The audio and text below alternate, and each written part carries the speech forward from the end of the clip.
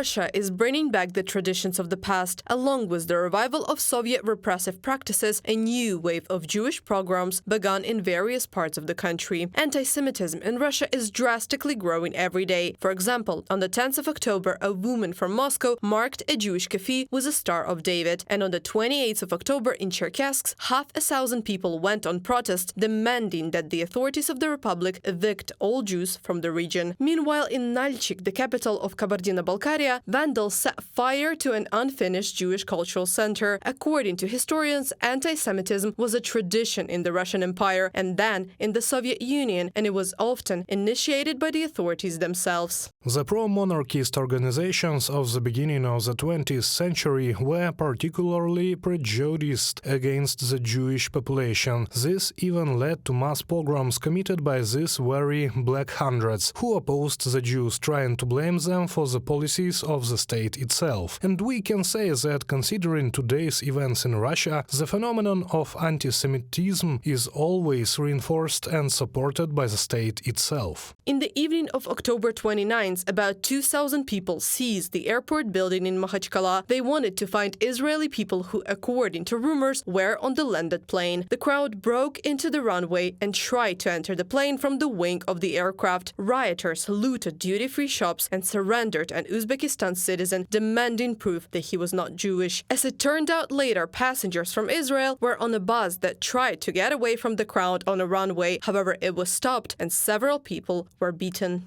There were children screaming inside the bus. One girl was injured by a piece of glass that hit her. There were very few policemen and they did nothing. At some point, the crowd managed to stop the bus. They got inside, went from person to person and asked them if they were Muslims or Jews. I said I was Muslim because I was scared. Fortunately, they believed me and went on their way. Shmuel, Jerusalem resident, passenger on the Tel Aviv Makhachkala flight, in a comment to Ynet. As a result of the pogrom, 20 people were injured, including 4 policemen who were stoned by Russians. The seizure of the international airport building, the pogrom and violence are not considered terrorism by local authorities and law enforcement agencies. In official reports, they call it an incident, an infiltration of unknown people, and the press service of the main department of the Russian Interior Ministry said that a criminal case had been opened under the article of organizing mass riots. Analysts compared the Dagestan airport pogrom with the Prigozhin's riot in June. In both cases, a group of thousands of people committed serious crimes with the full connivance of the authorities. The pogrom in Dagestan is not a single case, Ukrainian President Volodymyr Zelensky said. The head of the state recalled that Russian Foreign Minister Lavrov had made a number of anti-Semitic statements over the past year. The Russian president also insulted Jewish people in the same tone.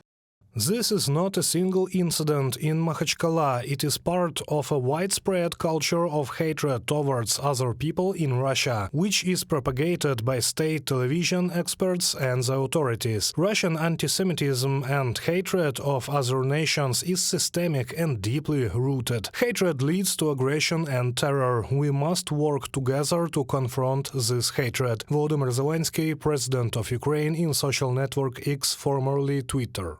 According to a report by the Institute of the Study of War, anti-Semitic actions in Dagestan and other regions of the northern Caucasus emphasize the intensification of inner ethnic and inner religious tensions in Russia. Analysts believe the Kremlin will have a hard time convincing Russians, as well as Jewish audience, that the situation is under control and that Jewish minorities in the Federation are safe. Reported by Anastasia Tarnavska, Danila Kobza, UATV News.